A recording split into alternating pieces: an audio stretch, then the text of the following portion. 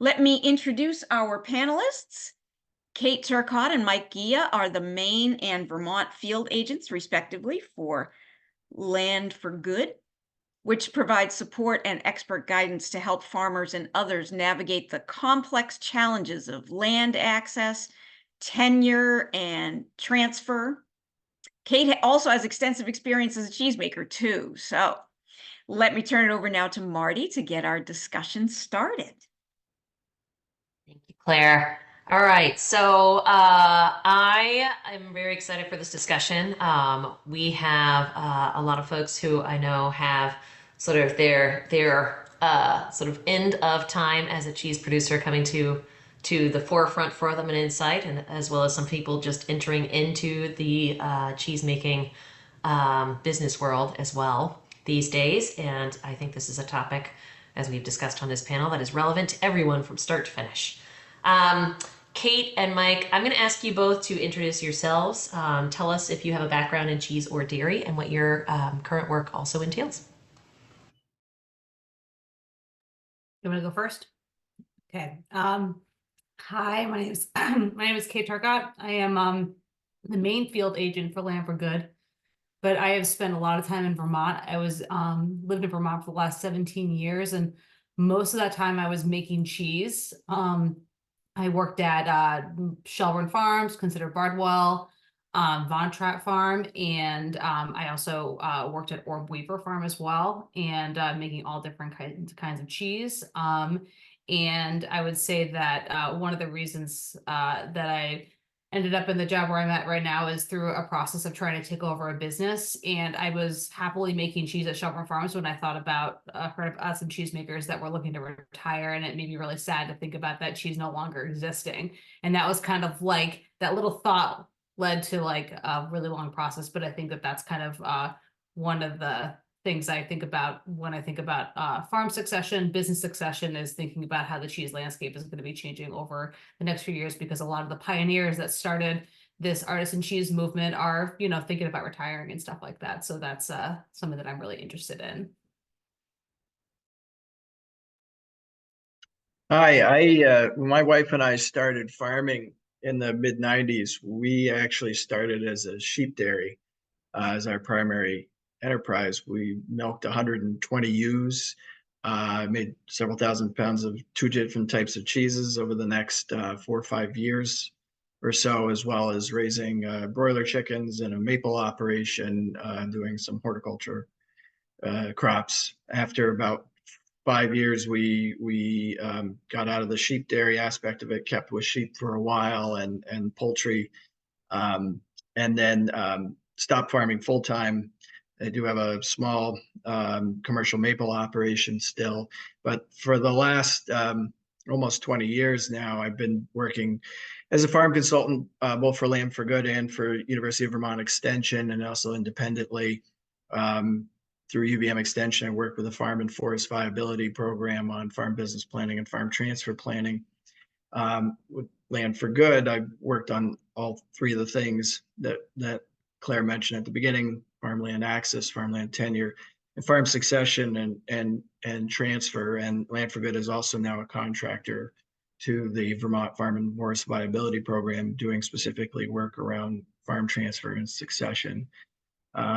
We work in all 6 New England states, have staff in all 6 New England states. I support them as being one of the senior persons at the organization now in particularly in the farm succession and transfer work. And we do public programming. We just finished a 4-part webinar series on farm business transfer. For instance, we have publications on our website, so I'll encourage you to go to our website I'll say that right now, get that out of the way. And then we do one-on-one consulting with individuals and businesses on farm transfer and succession, as well as farmland access and tenure. Fantastic. So I wanted to set the stage for this conversation. We, amongst the three of us, had talked a little bit about this, but for our audience, can you talk about the difference between exit planning and succession planning? And just like a couple minutes, if one of you can kind of grab that topic and describe it a little bit. Yeah, I'll take that one. The exit planning is something that's really just about looking about one side of the equation, rather than thinking about in succession. You're thinking about how do I get this business, this cheese business, this farm, to another generation. It certainly would be. It's certainly nicer when if somebody has developed a successful product, developed a successful business, to think about carrying that on in another generation. And so you've got both the exit plan and you've got the entrance plan for the successors, which we'll get into the details of the complexities of all of that can come together in that. But every business should really have an exit plan from the time that they start, to think about the what ifs if the business is not successful, if you get injured, if somebody unfortunately dies, or you get a divorce, or the economic circumstances change, or your interests change. How can you get out of the business in a way that keeps you financially whole and hopefully personally whole? But as you're getting, particularly as you're getting to a point where you're thinking about leaving the business that's hopefully somewhat successful, that you're thinking about, well, how do I get someone else in here to just carry on what I'm doing, instead of having to create something from scratch again, which is, I think anybody out there that has created their cheese business from scratch know how difficult that is, to develop the product, develop the infrastructure, develop their markets, and find that place. And it's not efficient for us to keep a farmstead or even larger cheese industry going that is always turning over and somebody's having to recreate the wheel. And so succession is about thinking about how do we carry these businesses forward to a new generation of owners.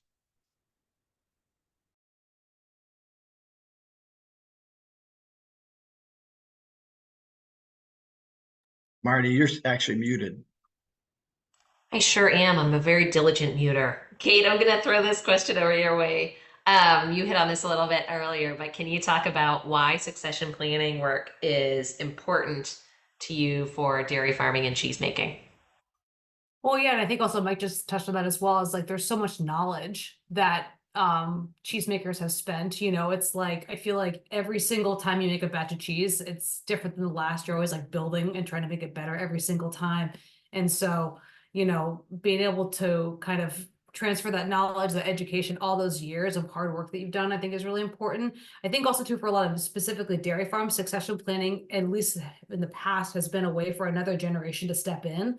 Maybe the way that the dairy, market is going, they might not be able to support the family, the next generation coming in with just, fluid milk, but maybe adding a cheese business component to it could be a way for the next generation to take over, because there's not a lot of future in fluid milk, and so I think that we've seen that as well, that it could be a way for others to step in, whether it's a family farm. But yeah, like I said, I think I just think about all the knowledge that I think a lot of the previous generation has had to kind of scrape together. I think that they didn't have the winter cheese making conference to attend, back in the early 90s, I don't think, but so I think that I do feel like, as someone who I still consider myself the younger generation, although I am getting a little older, but it's I still feel like as someone I like to like tip my hat to the people who kind of like lay the groundwork for us. If I could add too, that if there is like a farmstead cheesemaking operation and it's not working well, then the succession planning might become even more important, to either think about, well, what can be changed in the business to make it more profitable, to make it more attractive for the next generation, or particularly if it's a farmstead cheese operation and it's clear that the cheese operation may not continue, there's still the farm aspect, and thinking about maybe the farm won't continue in this family, it may not continue as a dairy, but thinking about how do we keep these farms in production, regardless of what type of operation is on it and who owns it.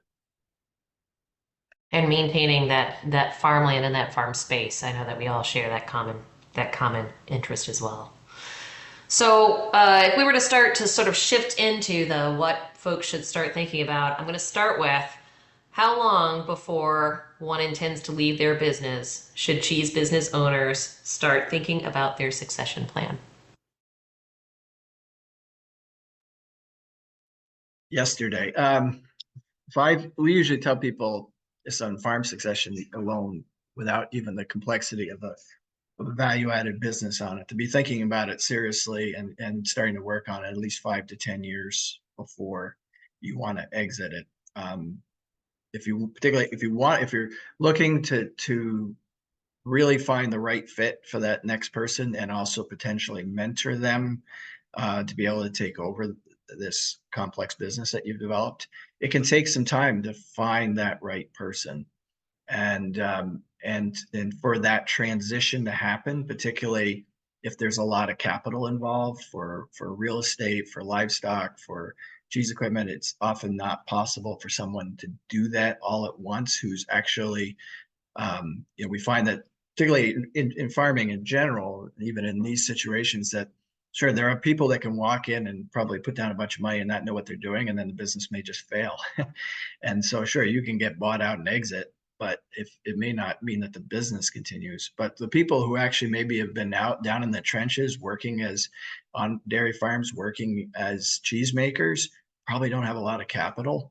And so they're going to need to they're not necessarily going to be able to walk in and buy the whole thing all at once. And so it's going to take some time on transitioning. And certainly, don't sell yourself short. So you've all developed an incredible amount of skills and knowledge, and that most of the people won't walk in with all of it, even if they maybe have walked in with part of it. Maybe they don't, maybe they've focused on the cheese part of it where they were last, but not the farm part, or vice versa.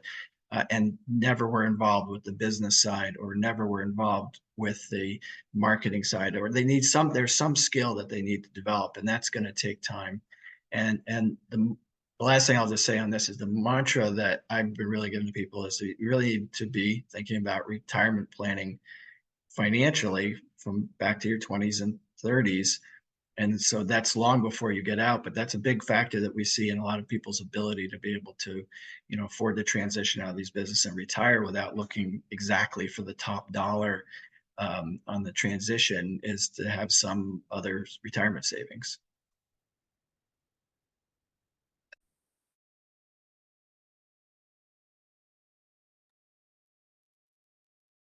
Yeah, I think Mike did a great job. I don't think I really have anything to add other than that I feel like that there's obviously from the previous generation, there's a lot of thought process that goes into thinking about like retirement and what you want that to look like. But I think that there's a fine balance between wanting to kind of secure your legacy and your business, and at the same time, like the next generation might have a lot of ideas of what that might look like, and also might have to run a very different business than maybe what the previous generation, So I think it's this fine balance between like being understanding of what you want and need for your retirement. Do you want to, stay where you are? We're talking about, if you're on a farm, are you going to be able to live there? Do you have to move? All that kind of stuff. But at the same time, I think creating space to talk to the sick people who are coming in to see what they want to have.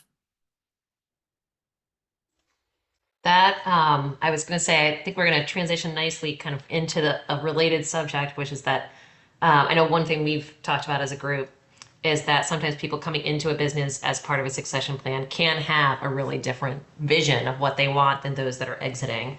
And that can cause folks that are in that position to not enter into the succession role potentially, because they don't have the same things in terms of wants that the folks leaving an organization might have. For those in our audience, if you're thinking about starting your own cheese making business or taking over in a process like succession, I'm going to ask you all to share what the most important thing is for you for a process like succession. So those that are taking over or that are thinking about starting their own business. And if you want to drop that into the chat, we'll just kind of see some observations that can fall into that. For Kate and Mike, when someone is thinking about entering into a business, meaning that they're taking over a departing business owner's role, What are the most important questions for those folks to first ask themselves? Claire, you were asking about the people that are coming in or the people that are exiting? Coming in. Oh, coming in. Well, a question I realized myself right from the beginning when we were doing farmstead cheese ourselves is are you if you're what is your real goal and interest? Is it to be a dairy farm and this is a means to an end, or is this the cheese making is part of your passion, or any value added dairy products? And over the last almost 2 decades now, working with a lot of dairy farms in Vermont and elsewhere in New England, the question has frequently come up. I'm sure, actually, I can think of twice in the this winter where it's come up. There's a question about whether or not they should be considered making a value-added product. There was a cheese curd business that was for sale that one of the farms I was working with should consider it. And I asked them this question: is like, if there was a job advertisement out there to work in that business, would you be looking and say, wow, that's really interesting, I'd like to take that job? Or is this just because you're trying to figure out how to make more money from your milk, and that's really your goal? Because if you're not passionate about the product that you're making, then you're not going to succeed, and it's going to become a drudgery. It's just not even personally going to be rewarding for you. And on the other side of it is, you're getting into the farmstead part of it. You might be, because you like the idea of the farmstead, of like milk coming from your animals, where maybe your passion is really about making the value added product, and you're not really an animal person, or you're not a sheep person, you're not a goat person, you're not a cow person, right? And you could be looking at an operation that's not really your good fit. I know I personally would never be a goat person. No offense to the goat people, but we we bought our flock. Somebody had thrown a goat in there, and I was very happy when the goat was gone. Um, so, but so you have to really. I think one of the first things is really what's motivating, and what are you trying? Why do you want to do this? And I think there's just particularly a lot of people who come into these things very idealistically without getting that experience like Kate has. Kate had a lot of experience working in the business, and a lot of people just don't have that experience, so it's very idealistic. And then there's the thing that we're always working I don't know about against, but we're always up against, is that a lot of people, they get into these businesses because they like making the cheese, or they like making the product, or they like farming, or they like both, hopefully, but they didn't really want to be a business person. They didn't really want to be someone who had to market. They didn't really want to be somebody who has to sit down once a week and do payroll and QuickBooks and that sort of thing. And I think people have to get a realistic view of what they're getting involved in, and are they motivated? And that's even before looking at specific products and specific dynamics of a turnkey business, which is a whole nother a ball of wax to address. Yeah, I guess I'll just add that, I mean, there's obviously, you want to make sure if you're buying the business that it's, there's a lot of things to find out whether it's viable, and there is that whole other piece to it. But I agree with Mike of just like kind of like asking yourself kind of like, what are you looking for? I know even for myself, one of the things that when I went to I take over a small farmstead cheese business, one of the things I missed the most was making cheese. I actually found that I wasn't making cheese as much as I used to. And that was thinking about that was there were so many other things you had to do as a business owner, and as someone like managing a lot of other things. And I was used to being a cheesemaker that every single day I went in and I made cheese. So that was one of like the deeper questions I had to ask myself and everything. I mean, I think other things that like I said, I feel like there's the piece of, I keep on going back to the recipes, but I just know that cheesemakers are kind of like obsessed with that kind of stuff. So it's like, it's like, are you able to buy recipes from there? Are you able to, in that business, like, is this business brand something that can continue on to another person? I feel like so many people, especially farmstead cheese operations, it's like the branding and the story is so much about that person, you know, or those people who are there, you know, so are you able to kind of, if you're buying a brand, or you know, is that something that you're going to be able to step into and do that? I mean, I think, like I said, just like really thinking hard about, yeah, is this, I mean, and there's also a whole other thing, like, yeah, if you aren't used to making cheese, if you haven't had that experience, I definitely would get that experience, just because I think that there's a lot of people who love cheese out there who, after spending a day in a make room, which even me, I like standing in a make room, it can be, you know, it's sometimes like my friends and I, like, we'll make cheese, we stand around and we're like, why do we even like this? This is horrible. It's just like, it's hot. You're like, you know, just like hairnet boots and stuff like that. So you have to like kind of really know that it's something that you like to do and everything like that. And like I said, I think that there's a whole other set of questions, and I think there's a lot of great resources out there for being able to. I see a question in there, and I kind of want Mike to address it, but as far as like how to value your business and stuff like that. But there's that. I think that the next generation needs to make sure that they're buying a profitable business.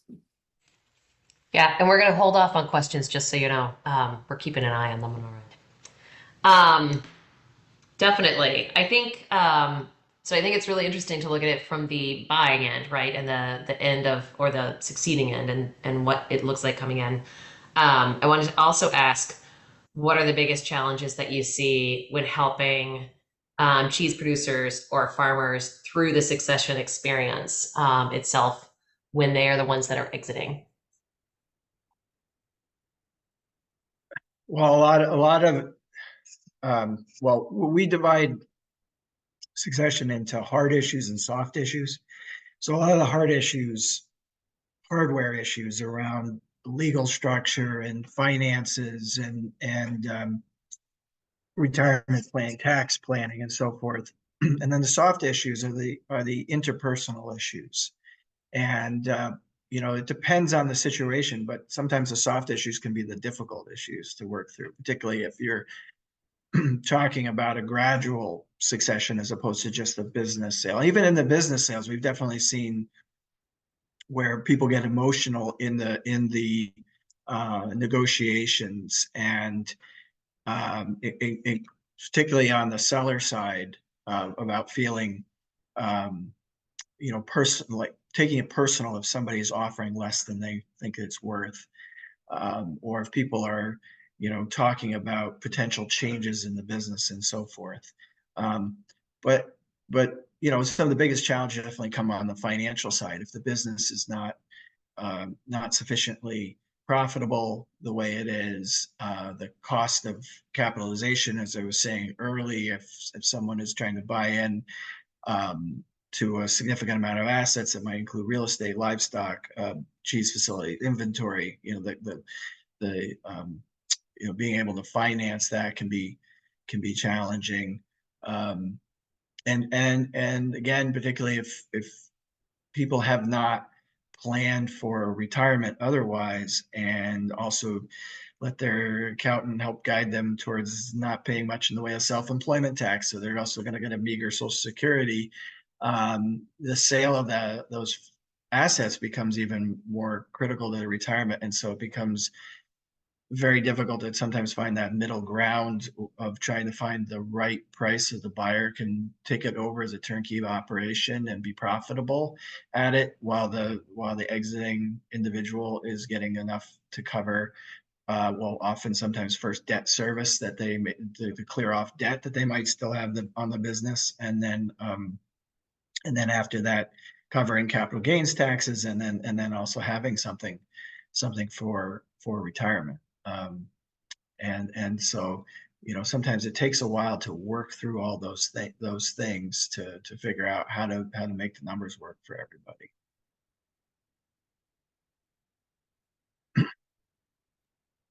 Again, I think I'm just like trying to pepper and add after everything, all the great things Mike keeps saying. But yeah, I think it's the older generation. It's a harder thing to be leaving and saying goodbye. You know, and then the newer generation is excited and they want to come in and stuff like that. Sometimes, you know, even if you can have a common goal and interest, sometimes it's hard to balance out those two kind of like competing things that are kind of working against each other. And I think just probably also just, I'm sure for a lot of cheesemakers and farmers, the sadness of not doing it, especially for dairy farmers. I mean, some people don't even know what it's like to not spend a day milking cows or goats or sheep or anything like that. And so I think it's just, in particular, I think a lot of farmers haven't really thought a lot about as far as like what retirement looks like, what hobbies look like. And I think it becomes even more a thing once retirement seems to be kind of coming at them. I wanted to pause for one quick second. Jamie, do you want to jump in with a couple of questions? Yeah, so these are some nuts and bolts questions from people who are looking to exit. So how would you value your business without land? So, in many of these cases, the business valuation is going to be based on physical assets and inventory. And with a farmstead cheesemaking operation, there's definitely potential that there could be additional brand value or goodwill value. But even there needs to, it only exists is if there is strong profitability and strong markets. And I've worked on a few of these now, and one of the persons that we were hoping to join us on the panel could be here today, Rose Wilson, as a business planner here in Vermont, private consultant, and she's also been doing quite a bit of business valuation, and she has a whole series of spreadsheets where she plugs in the financials for the business, and basing on industry standards, looking at whether there is a financial value, intangible financial value. It's either goodwill, brand value, ongoing concern, value beyond the value of the physical assets. Though you still need to value the physical assets of the business. So it may not be land, but it'd be all the cheese vats and coolers and so forth. And unfortunately, in some of these, a number of these businesses, we find that there just isn't that extra value because the business is so marginally profitable. It has to be highly profitable. It has to be more profitable than just covering the living expenses of the owner. In these valuation processes, they're looking at substituting the owner operators draw on the business with a manager's salary. What would it take to actually hire managers in there? And sometimes we're seeing, you have a married couple that is each putting in, full-time work on the business, and you would have to hire people at $50,000 or more to do what each of them do, and they're drawing 60,000 from the business, where the business would actually have to be paying 100,000 in these business if you had to pay managers to do it. And so when you start putting something like that into the calculations, often that business value disappears. Though I have seen some farmstead cheese operations that do carry that value beyond the physical asset value, but they have to be, again, really highly profitable. And also there has to be continued capitalization, because one of the things that has to be considered is well, how much would somebody maybe have to reinvest if the business has basically just been riding along. And this is one of the problems that we see with people who are not planning for succession 5 to 10 years out. People are saying, well, I'm profitable enough where I am right now for me. And so I am not going to invest in a new cheese vat or a new water heater or, whatever is going to keep the business at least current. And maybe it has to address new regulations or new requirements or new consumer requirements or market requirements because they can get by on it. And so what has to be considered in the business value then is what is somebody going to have to reinvest in the business in order to be able to carry this business over? So all of a sudden it's not so turnkey. And so that, again, that business value can disappear. So a lot of people end up being disappointed when they see what those values are. But I would go, Rose Wilson here in Vermont is one of the persons that would be probably the best person to do this. She's got a lot of information on food industry standards for how businesses get valued out there. There are other CPAs out there that do business valuations in different areas. I can't speak to their expertise in the food industry. The last thing I want to say on this, if there is a value beyond the physical asset value, that is difficult to finance because there's no collateral there. All right. So most lenders are never going to touch it. And I've heard that in certain cases, a small SBA might be able to finance it, but I've never seen it done. And so basically it ends up being seller financing. If you do have a goodwill value, you're trying to sell the value of your recipes or whatever it is, there's nothing that a lender could claim if that buyer isn't able to pay. And so there's no collateral there. They're not gonna finance for it. So you're probably gonna have to finance it for it as a seller. You're gonna want to use a lawyer that can help you with the same due diligence so that you could, in theory, go after them. But again, there's no collateral. You can go after for them later on this. So it's a very tricky situation. I wanted to jump right in because I have a question sort of related to what you've been talking about, Mike. If someone is say 10 or even 15 years ahead of, their hopeful one day retirement, and they're thinking ahead, who should they be involving in really assessing things sort of where they are right now and where they hope to be in that 10 or 15 years? Should it be a business planner like you've talked about, Rose? Should it be an accountant? Should it be an organization like Land for Good? Should it be all of the above? What would that look like ideally?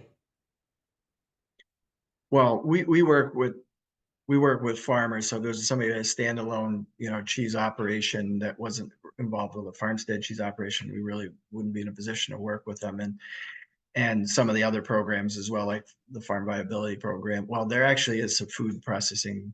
There is some, I should say, it's not the branch I work in, but they do work with value-added businesses too. So I think, we talk about whether it's succession or business plan, it's often best to have a team approach. So you might have a primary advisor who's focused on the business planning side. And depending on where you're at with things, you might be talking with your tax accountant. You might be looking at a technical advisor to help you reevaluate recipes or infrastructure, food safety plans. Depending on how much you're focusing on the business side versus the succession side, there's going to be a different set of team members, but usually there's going to be, multiple people providing different input on different aspects. Does that answer the question? It does. I was really thinking about folks like if they're trying to think about being highly profitable, right, 10 or 15 years ago, and they're in that position of just covering their own costs right now. How do they prepare for that? Yeah, I think the one thing is that we definitely see is that when people start to think about the succession plan, that they want to get somebody else in there and they start moving on it and they see that potential, they do tend to reinvest more in the business because they do see that there is somebody that likely to come in, and particularly if it gets very specific. If there is a very specific person that they identify as like, now we can see that it's worth reinvesting at this point, and including, if there's a gradual transfer, because there are a lot of times where we work with people where the junior generation who may not be family, sometimes as an employee, comes in and is partnering with the senior generation. And so they're becoming part owners. They may start with very limited equity at the beginning, but then they grow in equity over time, and to the point where they buy out they do a final buyout with the seller and take over the business. And at that point, there's often that youthful energy that comes in and that forward thinking that is kind of driving things. Now, where the tension can come in is the tempered part of it from the older generation, not wanting to maybe being more risk averse, not wanting to take on too much risk. Also, very often having some wisdom of like, we can't grow that fast, or we can't make those kind of capital investments because they're not going to repay themselves. You know, sometimes the younger generation gets ahead of themselves, and they need that wisdom and temperament from the older generation to maybe make ideas more realistic. And sometimes. Thanks for letting me interrupt, Jamie. I'm going to hand it back to you. Thanks, Marty. So another question we had from a potential exiter is, what platforms can you use to advertise your business for sale? I mean, I know the American Cheese Society has a pretty robust classified section that people check often. I would say that that's probably the most for if you're very cheese specific. I also, a lot of states, including I know a lot of the New England states have land link programs, so farm link programs, I should say. And so those are and then there's also the New England Farm Link program. So that's like for a farmstead cheese operation, you could be posting that information. So to say that your business is for sale, that's another kind of avenue I've seen people do. New England Farmland Finder, actually. New England Farmland There's an Finder. older New England Farm Link, which may or may not be up anymore, but New England Farmland Finder is the one that we administrate. Yeah. Do you find that people have found success with using estate agents at all? Especially if they have land? Real estate agents? Well, I think that, I mean, if you're trying to sell the real estate, certainly you can go with a real estate agent. They're not particularly great about advertising businesses. Most of them are not great about advertising farms as commercial farms. You know, they'll be talking about the view, right, and not about what's the capacity of the manure lagoon. and so, you know, and they'll have no clue about what the value is on the cheese facility or the or the infrastructure in the cheese, you know, in the cheese plant, or its function of it. So real estate agents can be of some use, but that's just not if you're talking about the whole complexity of the business, it's just not necessarily, it's not their expertise for most of them, for the most part. So you have to be very cautious about what to expect from them.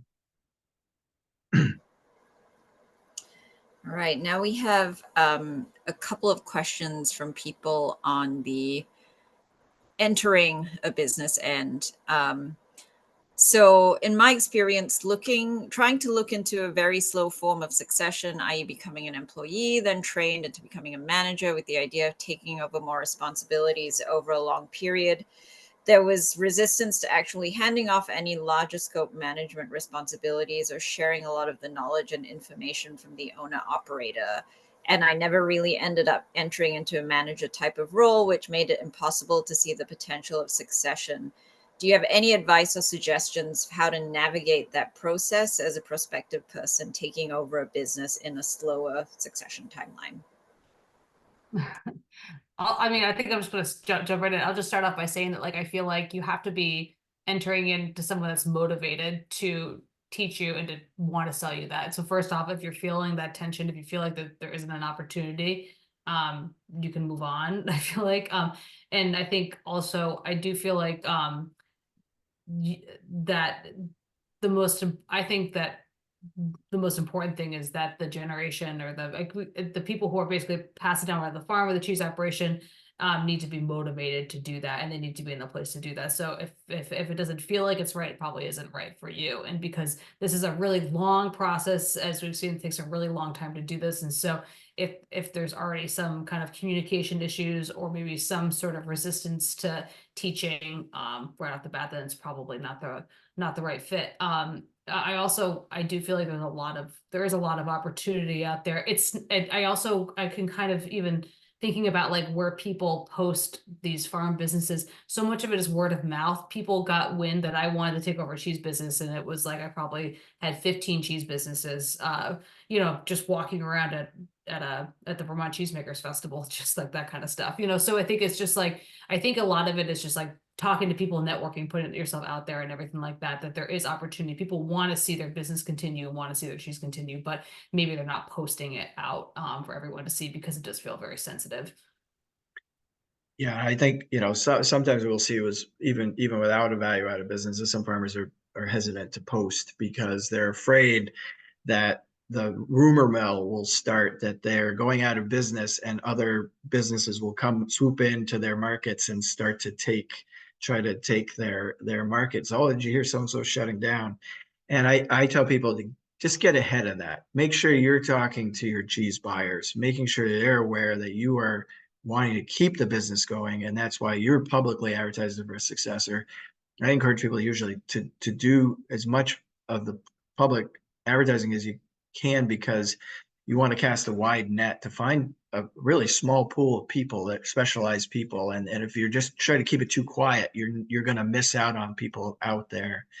But I think, just to add what Kate was saying, on the initial question, this is part of why we're involved, and Kate and I actually just were meeting about a farm that wasn't about farmstead, but it was just about just a lease situation for a young vegetable farmer, just a couple hours ago.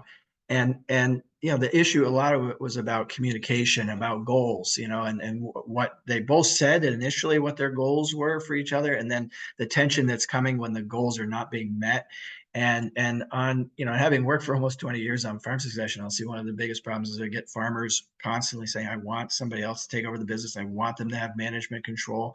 I know I want to step out, but then they don't actually follow through with giving that younger person that responsibility or the training.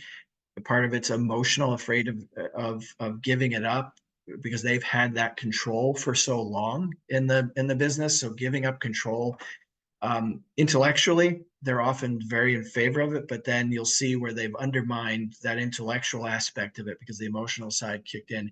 And that's where we are often involved. We're often helping work through those relationships, helping each party think through what they really want, what they can offer, being very clear on what the transition process will be like, trying to provide a more structured transition process, because that vague aspect, not just with farmstead cheese operations, but all kinds of farms. We've seen the younger generation will walk away because they're just like, they keep moving the goalposts, and I'm going to be involved. I'm going to own this. And then the goalpost keeps getting moved. And we try to prevent that from happening and help the older generation understand why there needs to be more of a structured timetable and not something that's vague. And that can be challenging, but that's part of what we try to do. We also work a lot with agricultural mediation programs that are in all the states in New England. And sometimes when things are just got a little more tense than just, just some disagreements that we can't help facilitate, we'll bring in professional mediators to help mediate that discussion, help hopefully get everybody back together on board with moving the succession along, so the generation is getting on a true path to ownership. Just noting that we have 14 minutes remaining. Thank you, Claire. And I'll just jump in and I'll say, I feel like it's not hard to imagine this scenario where you have, say a couple folks who own a business who really love the independence of owning their own business and getting to kind of control their world and their realm. And then to have someone who wants to replace that, you're going to have someone coming in who wants that exact same thing. And then you're going to have these colliding wants of one group and, a person or persons who love controlling their own realm and their world, and then people coming in who really want to have that control over their own realm and world and create their own business in their, vision. And it's not hard to imagine the collision between those two things. For folks, I just put in the chat, I put the website link for Land for Good and also for Rose Wilson. I saw that folks had asked for that in the chat itself. I wanted to ask, can you all share where and what kinds of folks, where folks can go for something like succession help? So both inside Vermont, outside Vermont, and if you know from further afield outside the Northeast, where you recommend folks go. I know you guys help with succession planning. Any other resources you suggest? Well, in Vermont, we definitely the Vermont Farm and Forest Viability Program. And, if you're, there's also succession assistance in Massachusetts through Massachusetts Department of Ag Resources. And we have again, we work in all 6 New England states, and we're often tapping into the public funds that are available in those different other programs. For folks that are looking and not sure where to start, in general, can they reach out to someone like their Department of Ag in their respective state and start there? Would you guys recommend that? I'm not sure who you would talk to in the state as far as succession planning. I mean, they're probably going to, like in Vermont, they're just going to point you to the Department of Forest Viability Program. Yeah. I don't know that there's particular people in any of the states that you would go to. In some states, particularly outside this region, extension would be where you would go to for at least farm transfers. And so we do a lot of work too with like UNH extension. As I said, UVM extension is a part of the Farm and Forest Viability Program here. So but not the Department of Agriculture, other than in Massachusetts, the Department of Agriculture runs their farm viability program. So that's where if you talk generally to MDAR, that's where they'd send you to that program. I was just gonna say another resource for a lot of things. I mean, many states have cheese guilds, and so, and I think that whether there's directors or executive directors who manage that, they have a real vested interest to see the cheese industry thrive in their state, and so that might be a good place to start. And then extension, and especially if there is some sort of ag mediation within that extension, they probably can point to the right resources. Fantastic. Jamie, do you have any other questions over your way? Yeah, there are a couple of finance questions actually. So are there best practice financial models for cheese farm operations, I guess, with a view to exiting? Well, I'll say in general, the one thing that I've done over the years, working, even just starting with my own operation, back when we were running our farmstead cheesemaking operation, was even if you're not dividing it into two businesses legally, is to financially, and maybe not in your QuickBooks per se, but export to a spreadsheet and do this, is to treat the cheese business as a separate business from the dairy farm business, and make sure that you're looking to see if both businesses are actually making money. Because what I've seen a lot of farmstead cheesemaking operations is that they're paying, particularly like I've seen with cow dairies, and they're paying the farm, if they're paying them at all, they're paying the farm the milk price that is paid, is whatever the going market rate is, and the farm's losing money at that. So it's basically the farm subsidizing the cheesemaking business in that way, because the farm is losing money in order for the cheesemaking business to make money. And I've seen sometimes where they're maybe able to keep these businesses cash flowing. They're keeping it all as one thing and they're keeping it cash flowing, but they don't realize that one of them or the other is subsidizing the other.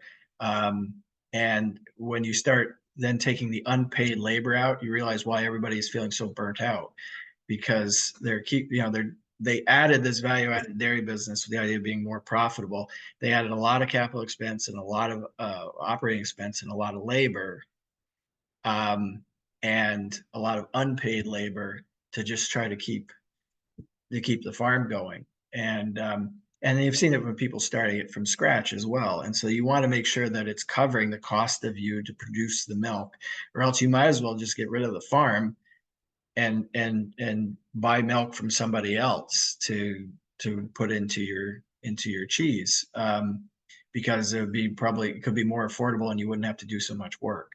And if you really want to run both, make sure that both are operating at a profitable level. Know what your cost of production is on each one of them.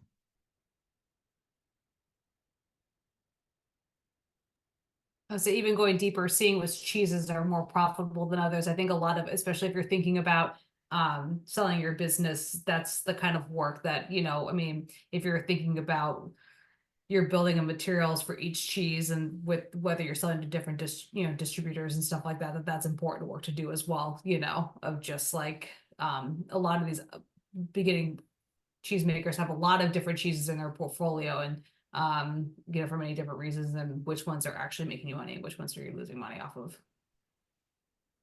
Right. And that means keeping both of these scenarios, it means keeping good books, keeping good records, and keeping them with enough detail so that you can do that kind of analysis where you can look at what your cost of production, including labor, is for each of those cheeses. Right? You need to be able to keep records on that sort of thing. What's your conversion? How much are you, how much shrinkage do you have? All those parameters to say, if we get the cheese that we're it's just really prone to mites or other, problems, and you can sell it for a high value, but you're still losing too much on that. You can't know unless you're keeping track of that kind of data all the way through. Sort of related to that, do you find that there's a sweet spot in terms of size of operation, valuation that is most sought after for an independent sale? Parentheses, not private equity group.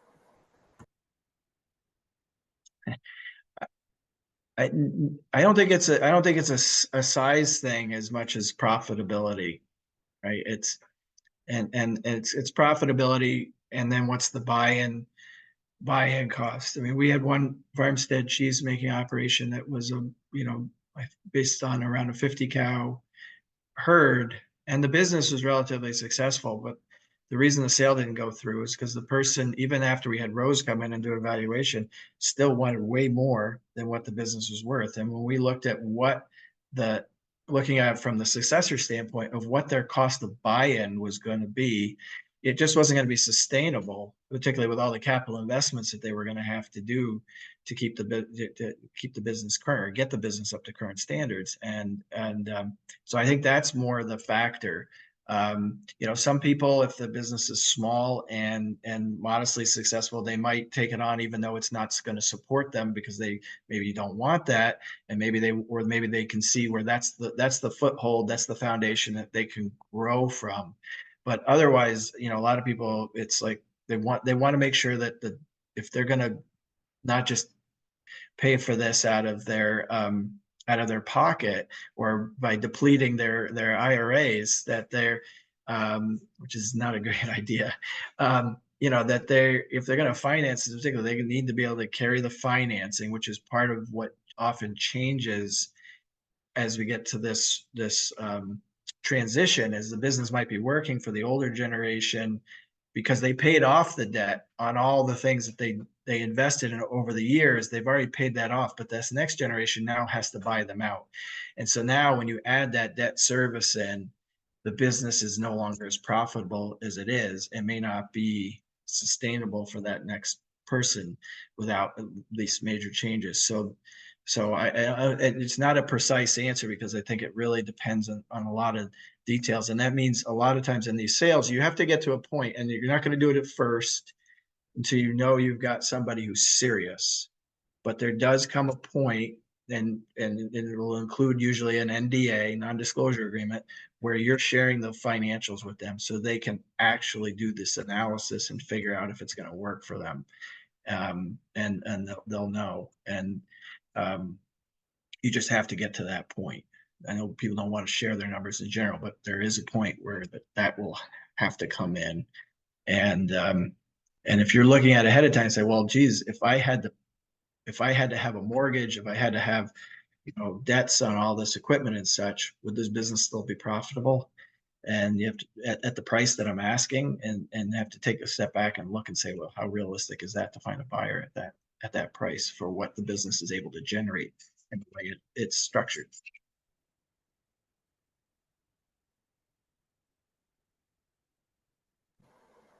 Kate, did you have anything that you wanted to add to that, or? Nope. Okay. So here's another question. Are animals considered assets for sale purposes? Oh yeah, absolutely. I mean, not your house cat, but all the production animals. Though I had a really damn good barn cat at the first place I was at. She was worth something. She was one of the hardest working employees on the farm. So here's another question. What are target profitability measures to aim for during longer term planning?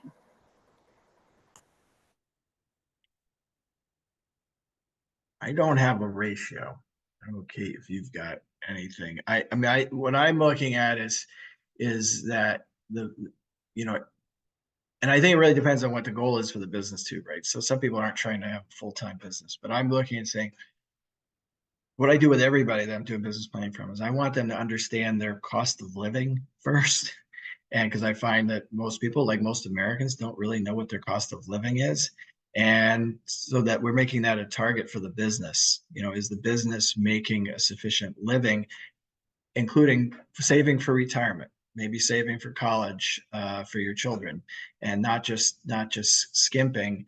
And that for you working sustainable hours, and that as a business person is always going to be longer than the average working person, but not something that's going to burn you out. Something that you're able to also recapitalize and reinvest in the business without always having to take out additional debt. So being able to, when you need new equipment that comes in a timely manner, that you're able to at least pay for part of that out of cash flow. And that's generally what I'm looking for. I know we're running out of time, but I was going to say that I feel like the best thing that the senior generation can do is to provide all the financials, because I think that whatever it is, the next generation needs to be able to take that over and manipulate it in such a different way, because it's a different world out there, so it's just like, yes, you can be profitable in one scenario, but can that scenario be taken and adapted to the new owners, the new reality? Because I mean, we've been talking about a lot of things, but especially in these businesses, a lot of the labor is run by family, and so it's just like it's going to be such you can't compare apples to apples and stuff like that. They're going to have to think of a new management team and style and everything like that, so that could be a challenge. Kate and Mike, thank you so much. This was a great discussion, and thank you to Marty and Jamie for facilitating it. We are going to take a 15-minute break, and then we'll reconvene at 3 o'clock Eastern time to meet up again with Rachel Fritz-Shaw and Peter Dixon, and they'll share with us what they've discovered in their visits with other cheesemakers near and far. So we'll see you in 15 minutes, everybody. Thank you all.